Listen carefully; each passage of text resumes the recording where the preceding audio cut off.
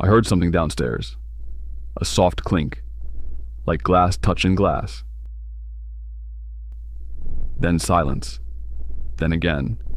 A little louder this time. It was faint, but clear, like someone moving slowly in the dark. I checked the time. 3:12 a.m. Of course.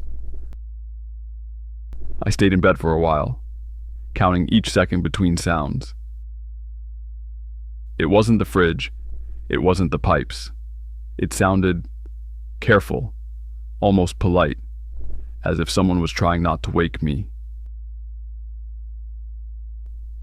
Another clink, then a slow scrape, like a chair moving. The kitchen is right below my room. I could picture the table, the window, the empty chair pulled out. I didn't move, didn't even breathe. Then the faucet turned on, just for a second. One drip, two, then silence again. But the chair never moved back.